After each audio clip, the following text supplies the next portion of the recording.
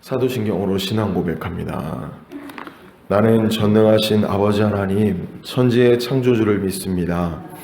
나는 그의 유일하신 아들, 우리 주 예수 그리스도를 믿습니다.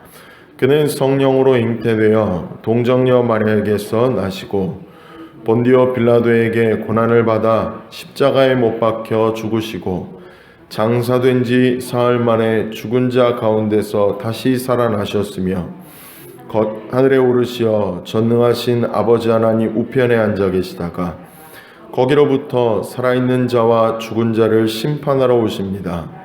나는 성령을 믿으며 거룩한 공교회와 성도의 교제와 죄를 용서받는 것과 몸의 부활과 영생을 믿습니다. 아멘. 요한복음 19장부터 21장입니다.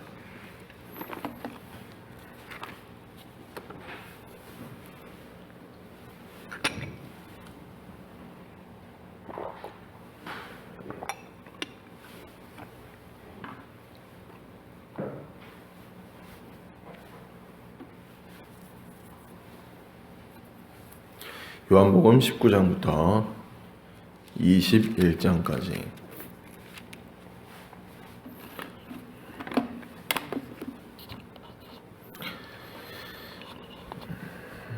함께 읽습니다. 이에 빌라도가 예수를 데려다가 채찍질하더라. 군인들이 가시나무로 관을 엮어 그의 머리에 씌우고 자색 옷을 입히고 앞에 가서 이르되 유대인의 왕이여 평안할지어다 하며 손으로 때리더라. 빌라도가 다시 밖에 나가 말하되 보라, 이 사람을 데리고 너희에게 나오나니 이는 내가 그에게서 아무 죄도 찾지 못한 것을 너희로 알게 하려 함이로다 하더라. 이에 예수께서 가시관을 쓰고 자색 옷을 입고 나오시니 빌라도가 그들에게 말하되 보라, 이 사람이로다 하매 대제사장들과 아랫사람들이 예수를 보고 소리질러 이르되 십자가에 못 박으소서, 십자가에 못 박으소서 하는지라. 빌라도가 이르되 너희가 친히 데려다가 십자가에 못 박으라. 나는 그에게서 죄를 찾지 못하였노라. 유대인들이 대답하되 우리에게 법이 있으니 그 법대로 하면 그가 당연히 죽은 것은 그가 자기를 하나님의 아들이라 함이니라. 빌라도가 이 말을 듣고 더욱 두려워하여 다시 관정에 들어가서 예수께 말하되 너는 어디로부터냐 하되 예수께서 대답하여 주지 아니하시느니라. 빌라도가 이르되 내게 말하지 아니하느냐? 내가 너를 놓을 고난도 있고 십자가에 못 박을 고난도 있는 줄 알지 못하느냐? 예수께서 대답하시되 위에서 주지 아니하셨더라면 나를 해할 권한이 없으리니 그러므로 나를 네게 넘겨준 자의 죄는 더 크다 하시니라. 이러함으로 빌라도가 예수를 놓으려고 힘썼으나 유대인들이 소리질러 이르되 이 사람을 놓으면 가이사의 충신이 아니니이다. 무릇 자기를 왕이라 하는 자는 가이사를 반역하는 것이니이다. 빌라도가 이 말을 듣고 예수를 끌고 나가서 돌을 깐 뜰 히브리 말로 가바다에 있는 재판석에 앉아 있더라. 이날은 유월절의 준비일이요 때는 제6시라. 빌라도가 유대인들에게 이르되 보라, 너희 왕이로다. 그들이 소리 지르되 없이 하소서, 없이 하소서. 그를 십자가에 못 박게 하소서. 빌라도가 이르되 내가 너희 왕을 십자가에 못 박으랴? 대제사장들이 대답하되 가이사 외에는 우리에게 왕이 없나이다 하니 이에 예수를 십자가에 못 박도록 그들에게 넘겨주니라. 그들이 예수를 맡음에 예수께서 자기의 십자가를 가지고 해골 히브리 말로 골고다이라 하는 곳에 나가시니 그들이 거기서 예수를 십자가에 못 박을새 다른 두 사람도 그와 함께 좌우편에 못 박으니 예수는 가운데 있더라. 빌라도가 패를 써서 십자가 위에 붙이니 나사렛 예수 유대인의 왕이라 기록되었더라. 예수께서 못 박히신 곳이 성에서 가까운 곳이고로 많은 유대인이 이 패를 읽는데 히브리와 로마와 헬라말로 기록되었더라. 유대인의 대제사장들이 빌라도에게 이르되 유대인의 왕이라 쓰지 말고 자칭 유대인의 왕이라 쓰라 하니 빌라도가 대답하되 내가 쓸 것을 썼다 하니라. 군인들이 예수를 십자가에 못 박고 그의 옷을 취하여 네 깃에 나누어 각각 한 깃씩 얻고 속옷도 취하니 이 속옷은 호지 아니하고 위에서부터 통으로 짠 것이니라. 군인들이 서로 말하되 이것을 찢지 말고 누가 얻나 제비 뽑자 하니 이는 성경에 그들이 내 옷을 나누고 내 옷을 제비 뽑나이다 한 것을 응하게 하려 함이로라. 군인들은 이런 일을 하고 예수의 십자가 곁에는 그 어머니와 이모와 글로바의 아내 마리아와 막달라 마리아가 섰는지라.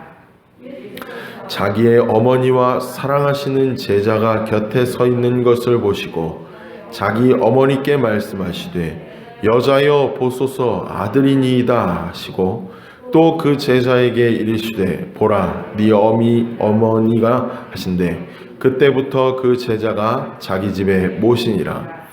그 후에 예수께서 모든 일을 이미 이루어진 줄 아시고 성경을 응하게 하려 하사 이르시되 내가 목마르다 하시니 거기 신 포도주가 가득히 담긴 그릇이 있는지라. 사람들이 신 포도주를 적신 해면을 우슬초에 매어 예수의 입에 대니 예수께서 신 포도주를 받으신 후에 이르시되 다 이루었다 하시고 머리를 숙이니 영원히 떠나가시니라.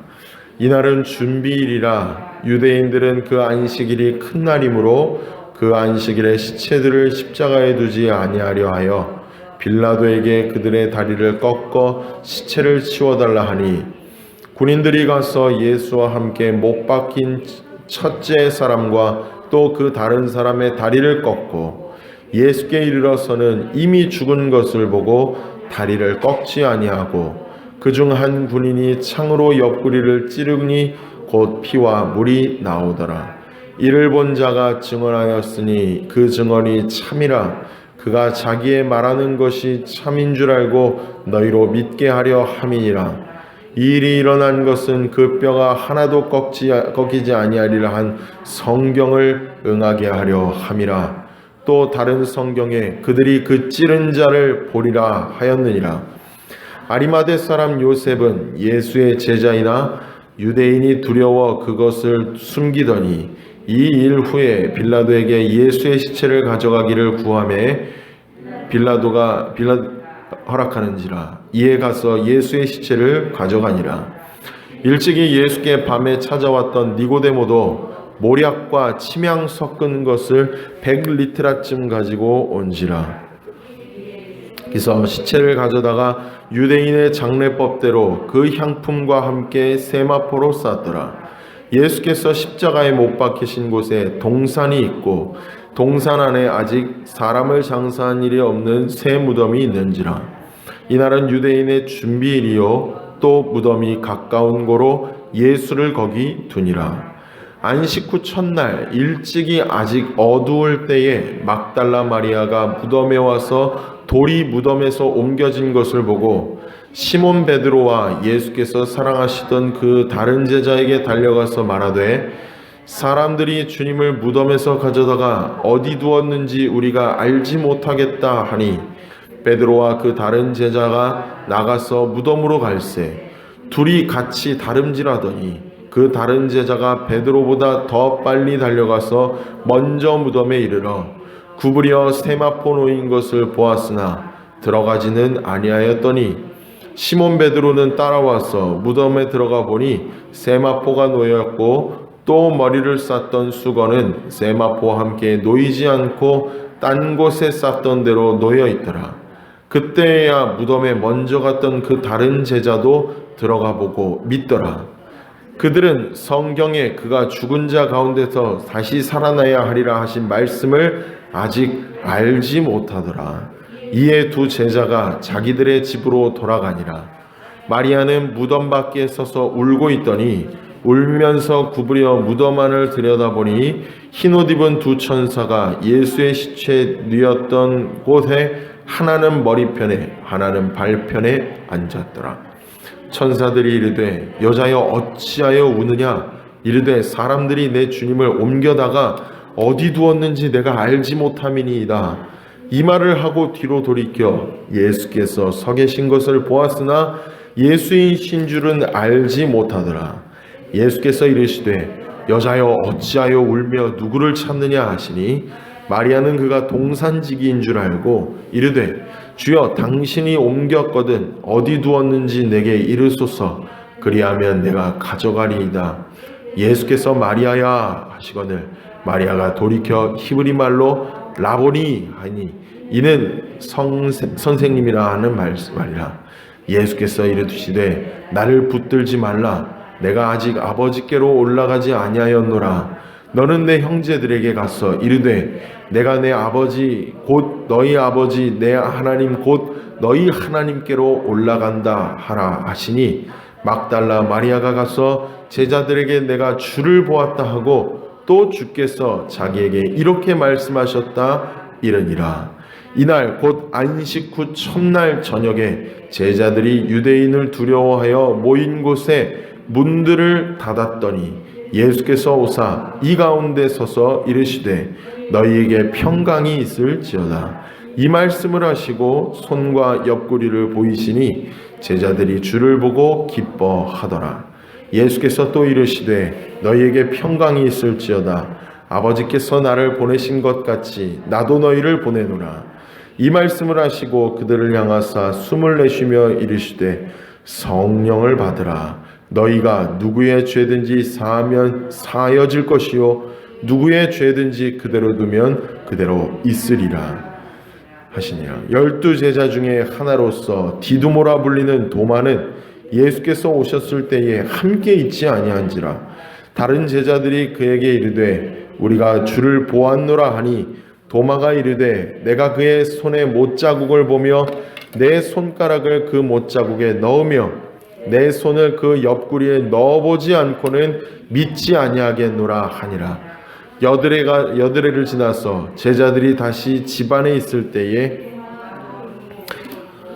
문들이 닫혔는데 예수께서 오신 가운데 서서 이르시되 너희에게 평강이 있을지어다 하시고 도마에게 이르시되 네 손가락을 이리 내밀어 내 손을 보고 네 손을 내밀어 내 옆구리에 넣어보라. 그리하여 믿음 없는 자가 되지 말고 믿는 자가 되라. 도마가 대답하여 이르되 나의 주님이시요 나의 하나님이시니이다. 예수께서 이르시되 너는 나를 본고로 믿느냐? 보지 못하고 믿는 자들은 복되도다 하시니라. 예수께서 제자들 앞에서 이 책에 기록되지 아니한 다른 표적도 많이 행하셨으나 오직 이것을 기록함은 너희로 예수께서 하나님의 아들 그리스도이심을 믿게 하려 하며 너희로 믿고 그 이름을 힘입어 생명을 얻게 하려 함이니라.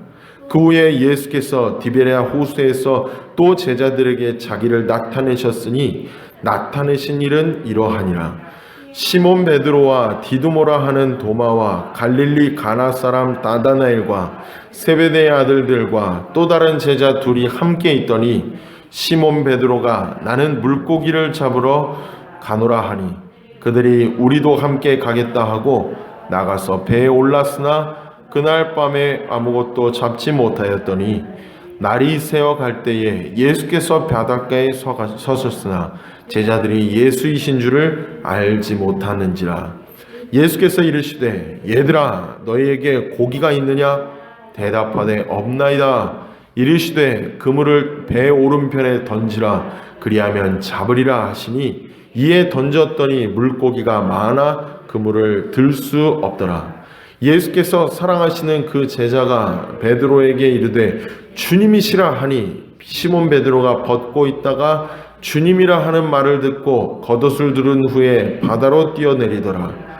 다른 제자들은 육지에서 거리가 불과 한 50칸쯤 되므로 작은 배를 타고 물고기 든 그물을 끌고 와서 육지에 올라보니 숯불이 있는데 그 위에 생선이 놓였고 떡도 있더라.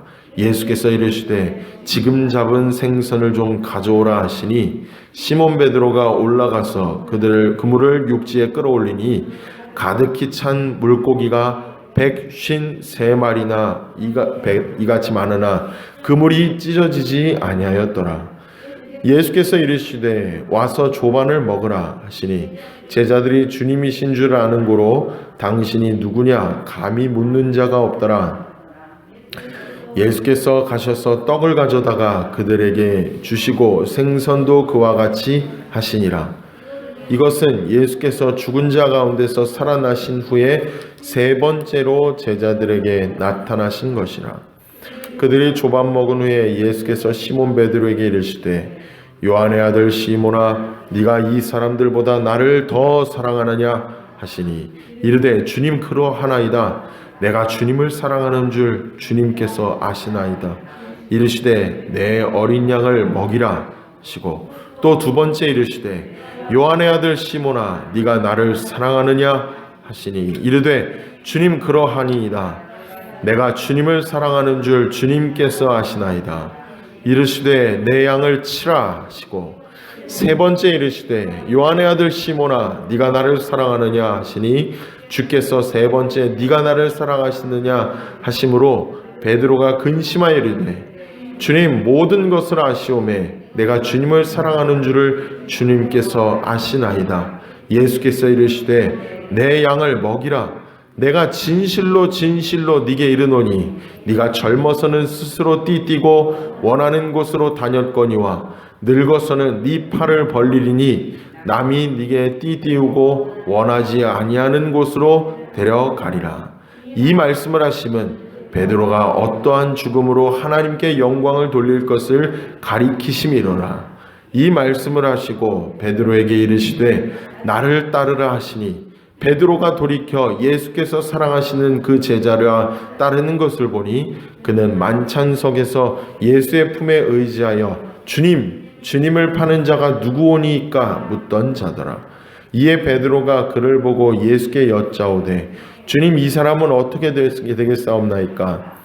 예수께서 이르시되 내가 올 때까지 그를 머물게 하고자 할지라도 네게 무슨 상관이냐?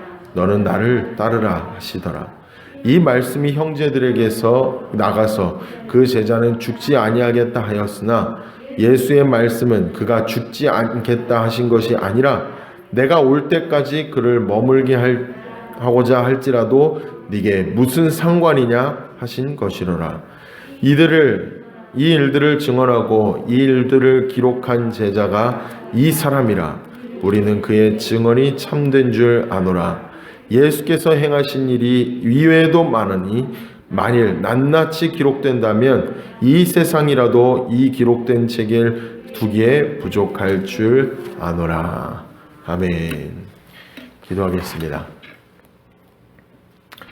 하나님 아버지, 오늘도 이 새벽을 깨워주셔서 주의 말씀을 통하여 하나님을 보게 하시니 참으로 감사합니다.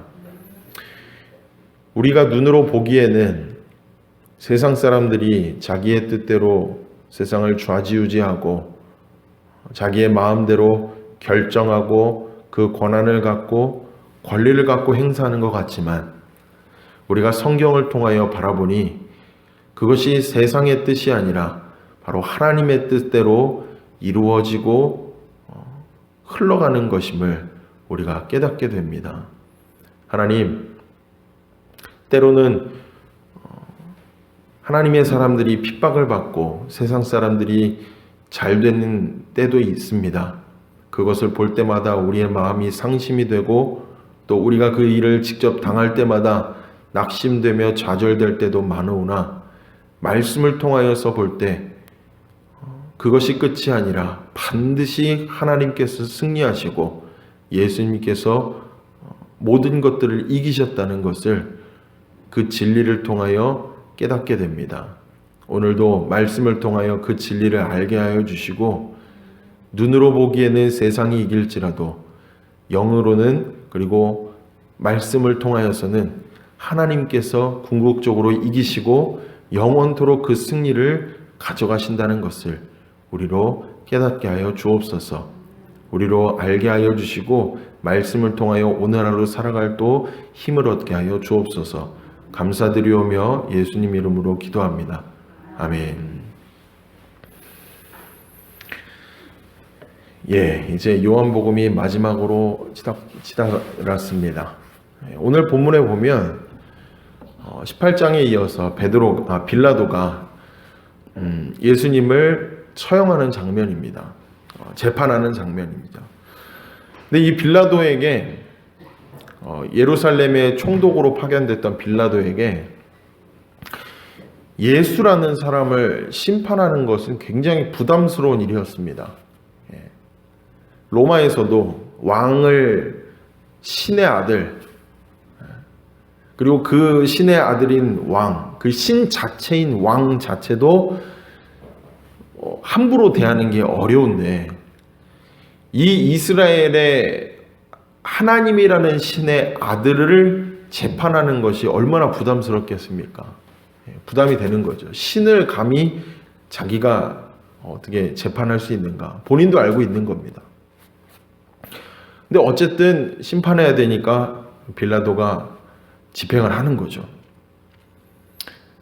근데 이 배후에는 유대인과 제사장들의 치밀한 계획이 있었기 때문입니다. 그들이 어떻게든 이 예수님을 팔아넘겨서 자기들의 권위를 세우고 예수님을 넘기려 했기 때문에, 어떻게 보면 빌라도도 이 모든 계획 속에 노란한 것 뿐이겠죠.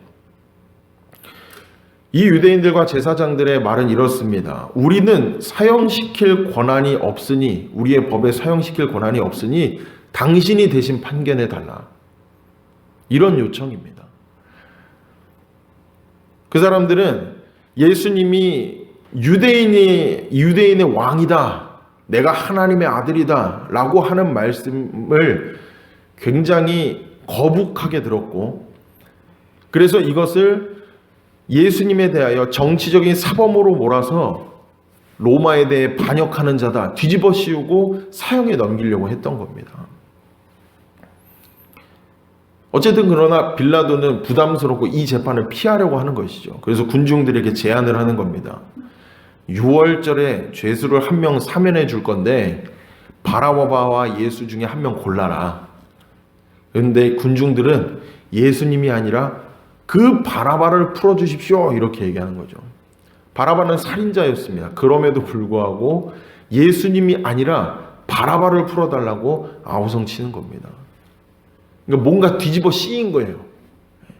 제대로 판결을 하지 못하고 악한 것들이 씌이다 보니까 이렇게 판단을 하는 거겠죠. 악의 영이 충만한 거겠죠. 오늘 본문 19장에서는 이제 예수님을 빌라도가 데려다가 로마 군인들이 희롱하는 장면으로 시작됩니다.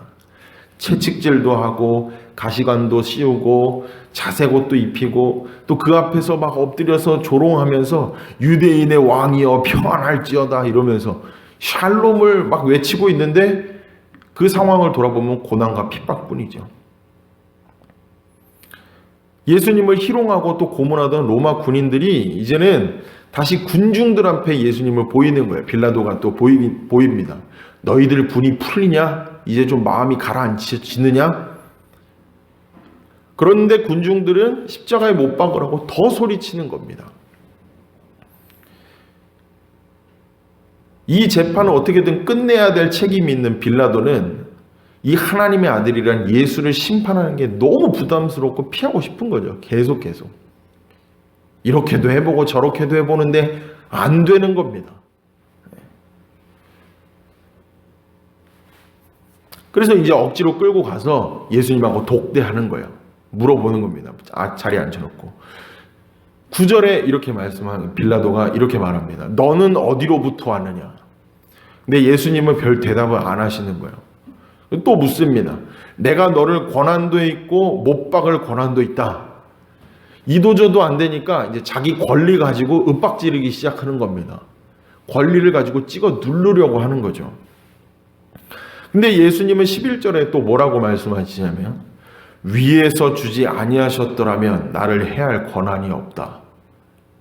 이렇게 딱 말씀하시는 거죠.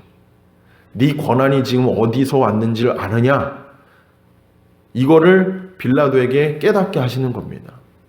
그러니까 빌라도는 지금 착각하고 있는 거예요.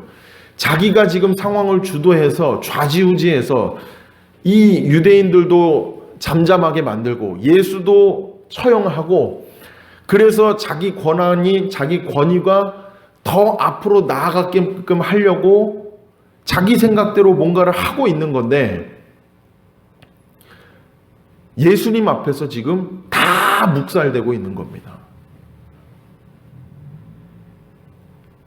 이 빌라도가 지금 가지고 있는 권한이 진짜 빌라도의 권한이냐는 것이죠. 전혀 그렇지 않다는 겁니다. 사람에게 있어서 그 어떤 권한도 자기의 것이 없다는 것을 예수님이 지금 빌라도에게 깨닫게 하고 주시다는 것이죠. 우리에게도 똑같습니다. 내가 뭘 가졌든지 지위를 얻든지 어떤 자리에 있든지 그게 진짜 내 권한이 아니라는 것입니다. 위에 계신 하나님께서 인간에게 위임하신 권한이기 때문입니다. 하나님께서 아담에게 이렇게 말씀하셨죠. 너는 생육하고 번성하라. 이것을 하나님이 위임하고 맡기신 것입니다. 원래는 하나님께서 모든 것들을 통치하실 수 있고 다스리실 수도 있는 것인데, 그것을 특별히 하나님의 형상을 닮은 인간을 창조하시고 그에게 위임하셨다는 것이죠. 그래서 사람은 자기의 뜻대로 세상을 다스리는 게 아니라 하나님의 뜻을 받아서 그 뜻대로 세상을 통치하고 다스리고 가꾸고 보호해야 되는 책임을 가진 자라는 것입니다. 그래서 이것을 다른 말로 우리는 청직이라는 단어를 쓰기도 하죠.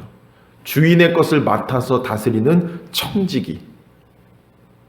그러므로 내게 맡겨진 자리, 이 지위, 권리를 내 권한이라고 생각할 게 아니라 하나님으로부터 위임된 것이기 때문에 책임을 가져야 된다고 한다는 말인 것입니다.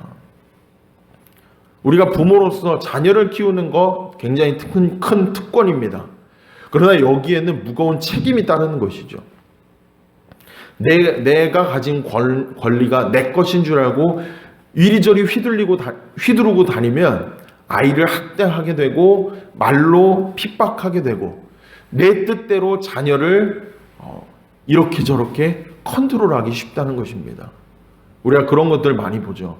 자기가 못다 이룬 꿈들, 자기가 경찰관이 되고 싶었고 자기가 발레리나가 되고 싶었고 뭐가 숱하게 많이 되고 싶었는데 이러저런 환경이 허락되지 못해서 자기가 되지 못했을 때 결혼하여서 자녀에게 그거를 강압적으로 시키는 거, 그것을 우리가 TV를 통해서 많이 봤습니다. 이게 바로 그런 거라는 거예요.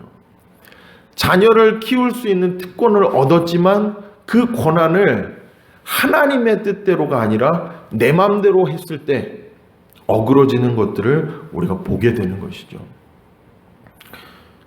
저도 똑같습니다. 지금 이 자리에서 설교를 하고 있는 것이 제가 하고 싶어서 하는 게 아니죠.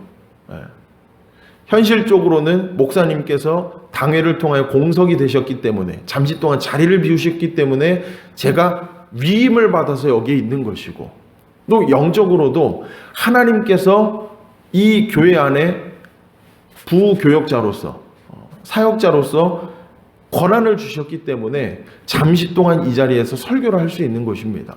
제가 어떻게 여기에서 제 뜻을 전하고 제 마음대로 할 수 있겠습니까? 그저 책임을 다하고 말씀을 준비하고 선포할 수 있는 거, 이것밖에 없다는 겁니다.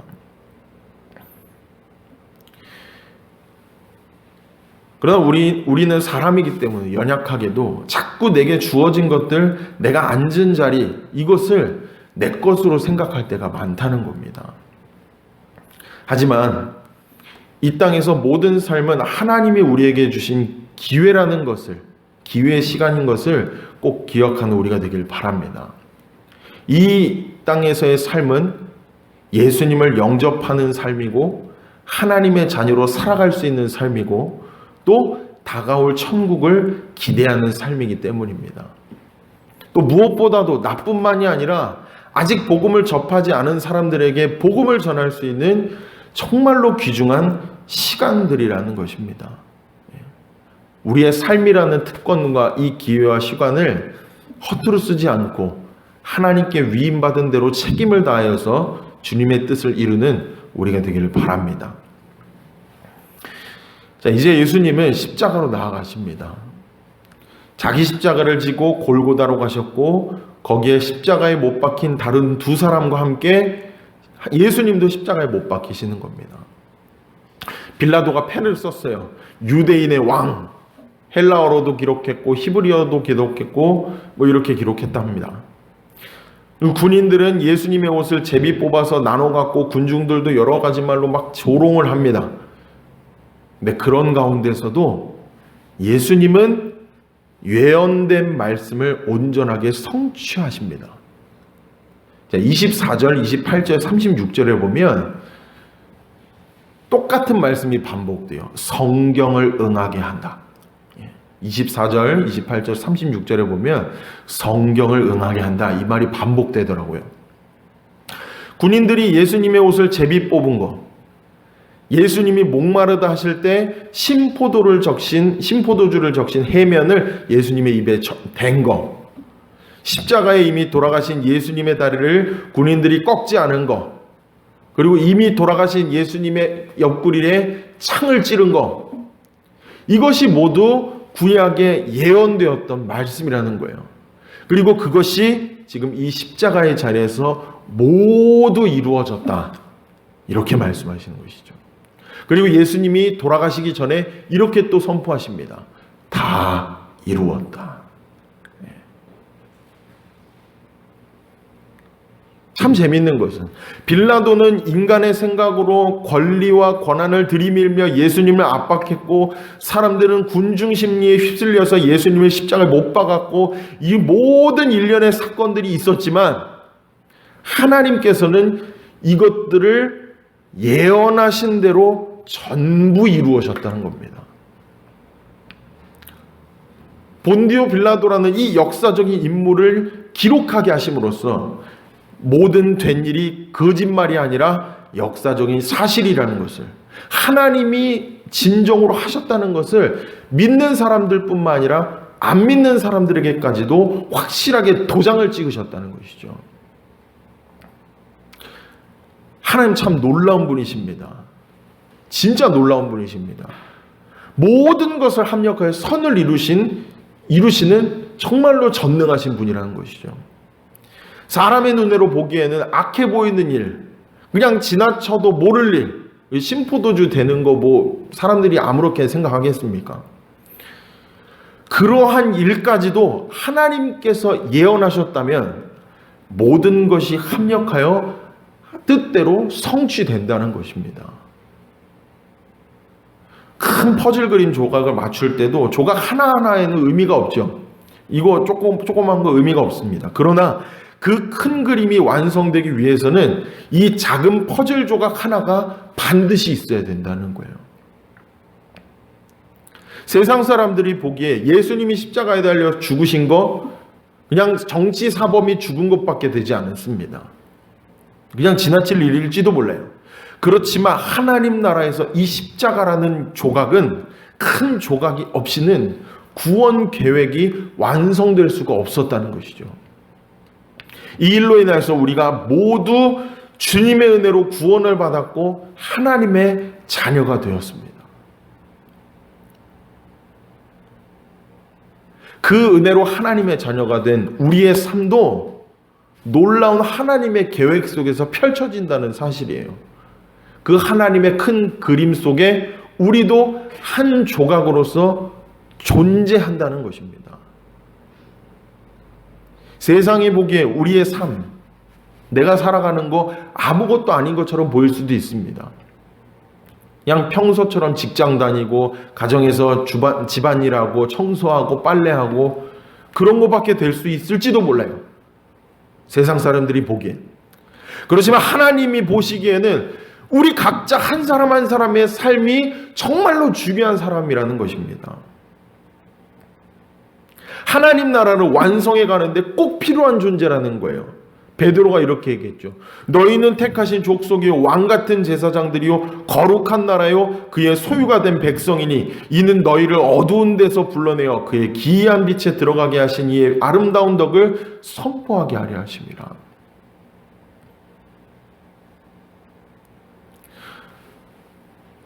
오늘도 하나님 나라의 중요한 조각들로서 우리가 요긴하게 쓰임받기를 소망합니다.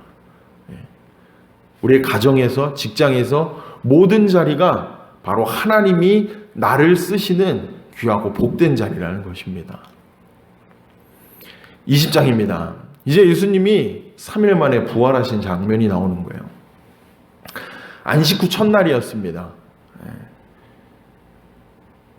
막달라 마리아가 무덤에서 이제 예수님이 없어진 것을 알고 베드로와 다른 제자, 그러니까 사도 요한이라고 이제 표현을 하는데 베드로와 한 제자가 무덤에 와서 그 사실을 확인하기도 했어요. 또 막달라 마리아가 무덤 밖에 서가지고 무덤을 보면서 막 울고 있는데 흰옷 입은 두 천사가 얘기를 하고 있고 또 뒤를 돌아보니까 예수님이 있는 겁니다. 예수님이 이렇게 말씀하시는 거예요. 근데 막달라 마리아는 지금 앞에 계신 분이 누군지도 몰라요. 여자여 어찌하여 울며 누구를 찾느냐. 어리둥절해서 막 있는 겁니다. 그냥 동산지기인 줄 알고 주여 당신이 옮겼거든 어디 뒀는지 알려주십시오 이러는데 예수님이 이렇게 말씀하시는 거예요. 17절에 나를 붙들지 말라 내가 아직 아버지께로 올라가지 아니하였노라. 아직 너한테 있으니까 걱정하지 마. 이제 괜찮아. 이렇게 위로하시고서 너는 내 형제들에게 가서 이르되 내가 내 아버지 곧 너희 아버지 내 하나님 곧 너희 하나님께로 올라간다 하라. 이제 승천하셔서 하나님 보좌 우편에 앉을 것을 또 미리 말씀해 주시는 것이죠. 근데 아직은 너희들과 함께 하고 있다. 함께 있다. 지금 내가 살아나서 내가 너희와 함께 하고 있다는 것을 알려주신 것입니다. 이후로 예수님은 제자들을 만나셨고 또 도마의 의심도 몸을 직접 만지게 하심으로써 풀어주셨습니다. 너는 만지고 믿느냐? 안 보고도 믿는 사람이 더 복되다. 이렇게 선포하시죠. 21장에 넘어가서도 제자들을 계속 만나십니다. 7 제자들을 먼저 만나셨대요. 예수님 부활하신 다음에 베드로에게 다시 찾아오신 장면이 너무 인상 깊어요. 주님을 만나기 전에 자리로 되돌아간 베드로는 밤새 물고기 잡으려고 했습니다. 근데 그 물고기가 한 마리도 안 잡힌 거예요. 다시 실패자의 모습으로 버려진 것만 같은 심정으로 이제 돌아간 겁니다. 이 절망의 때에 베드로 마음이 또 어떻겠습니까? 자기가 예수님 배반했다고 더 낙심하지 않겠습니까? 근데 그 절망의 자리에 예수님께서 찾아오시는 거예요. 그리고 배 오른편에 그물을 던지라는 예수님의 말씀에 순종한 베드로는 그때 많은 물고기 153마리라는 데는 물고기를 잡고 예수님이구나 알아차리는 겁니다. 얼마나 떨렸을까요? 자기가 부인했던 그 예수님, 자기 눈앞에서 죽음을 맞이했던 그 예수님이 3일 만에 다시 살아나서 돌아왔다는 거 보고 얼마나 깜짝 놀랐을까요?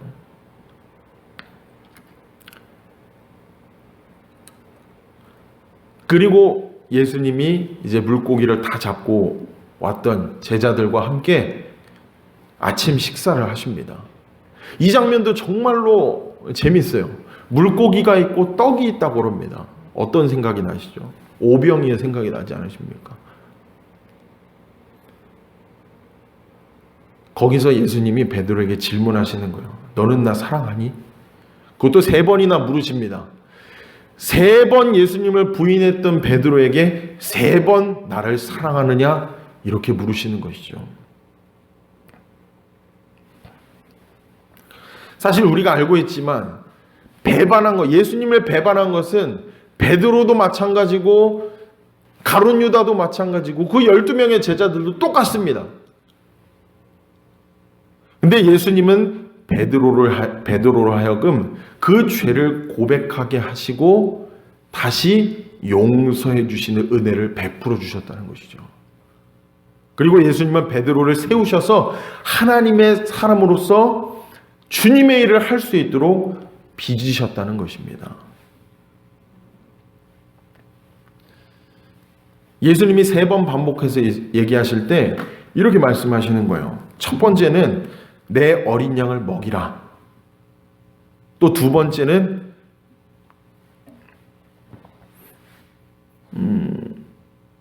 내 양을 먹이라. 그렇게 말씀하는 겁니다. 첫 번째 양은 어린 양을 뜻하고 두 번째 양은 두 번째와 세 번째 양은 성숙한 양을 뜻한다. 이런 말들도 있지만 골자는 그거예요. 예수님께서 베드로에게 3번씩이나 양을 먹이라, 지키라 이렇게 말씀하셨던 것은 하나님께서 예수님께 맡기셨던 이 제자들을 예수님이 잘 양육하셨던 것처럼 베드로에게도 너에게 하나님이 맡기신 양들을 잘 보살피라 하시는 사역을 위임시켜 주신 것입니다. 위임시켜 주신 것입니다. 우리에게도 똑같습니다. 우리에게도 똑같은. 예수님께서 복음을 통하여 우리를 하나님의 자녀로 건지신 것처럼 우리도 복음을 전함으로 말미암아 다른 사람을 하나님께로 초대할 수 있는 그런 권한이 생기게 된 것입니다. 물론 우리가 그 사람을 구원시킬 수 있는 능력은 없지만 그 사람에게 복음을 선포할 수 있는 권리, 또 복음을 선포할 수 있는 기회, 능력, 이것은 우리에게 주어졌다는 것이에요. 이것이 우리 가운데 오늘 충만하기를 원합니다. 세상 사람들은 자기 권리 가지고 내 마음대로 살기를 원하지만 하나님의 사람들은 내게 주어진 권리와 권한을 하나님의 뜻대로 사용하는 자들이라고 했습니다. 우리의 삶이, 오늘 이 삶이 하나님의 뜻을 전하고 하나님의 뜻대로 살아내고 하나님의 뜻을 선포하는 삶이 되기를 간절히 소망하고 축복합니다. 우리의 삶이 이런 삶이 되기를 바랍니다. 기도하겠습니다. 하나님 아버지, 하나님께서 우리를 하나님의 형상대로 창조하시고 우리에게 이 땅을 다스리고 통치할 수 있고 보호할 수 있는 권리를, 권한을 우리에게 주셨습니다. 하나님, 그러나 우리가 마귀의 꼬임에 넘어가서 하나님의 뜻대로 사는 것이 아니라 내 마음대로 살아도 된다는 그 생각이 우리 안에 침투하여서 하나님 없이도 내 마음대로 살겠다는 그런 죄된 마음이 우리에게 얼마나 가득한지 모릅니다. 주님, 세상 사람들은 아직도 이 진리를 깨닫지 못하고 자기 마음대로 모든 것이 제 것인 것 마냥 생각하고 살아갑니다. 주님, 그러나 그 가운데서 우리를 먼저 건져주시고 이 세상이 내 뜻대로 되는 것이 아니라 하나님의 뜻대로 이루어지고 지금도 흘러가고 있다는 것을 말씀을 통하여 깨닫게 하여 주심을 참으로 감사합니다. 하나님, 아직도 이 진리를 깨닫지 못한 자들이 있사오니 그들을 불쌍히 여겨주시고 또 우리도 그들을 불쌍히 여기게 하여 주시고 이 진리를 어디를 가서든지 선포하고 그리고 그 말씀대로 우리도 살아낼 수 있도록 인도하여 주시옵소서. 빌라도가 아무리 사람의 능력대로 사람의 권리로 권한으로 예수님을 좌지우지하려고 했으나 예수님은 하나님의 뜻대로 붙들려서 하나님의 뜻에 의하여 걸어가셨습니다. 그러므로 빌라도는 그 뜻을 묵살당하였고 오직 하나님께서만 그 뜻을 세우신 것을 우리로 깨닫게 하심을 감사합니다. 우리도 오늘의 삶을 살아갈 때 내 뜻대로 살지 않게 하여 주시고 하나님의 뜻대로 살아갈 수 있도록 인도하여 주옵소서. 내 뜻대로 잘 풀리는 것이 형통한 것이 아니라 하나님의 뜻대로 흘러가는 것. 때로는 내가 고난을 당하기도 하고 핍박을 당하기도 하고 때로는 내가 멸시를 당한다고 할지라도 그것이 하나님의 뜻이라면 가장 형통한 길인 줄 압니다. 주님, 우리가 이것을 알고 그 길로만 갈 수 있도록 우리에게 분별력을 더하여 주옵소서. 감사드리오며 예수님 이름으로 기도합니다. 아멘. 하늘에 계신 우리 아버지, 아버지의 이름을 거룩하게 하시며 아버지의 나라가 오게 하시며 아버지의 뜻이 하늘에서와 같이 땅에서도 이루어지게 하소서. 오늘 우리에게 일용할 양식을 주시고 우리가 우리에게 잘못한 사람을 용서하여 준 것 같이 우리 죄를 용서하여 주시고 우리를 시험에 빠지지 않게 하시고 악에서 구하소서. 나라와 권능과 영광이 영원히 아버지의 것입니다. 아멘.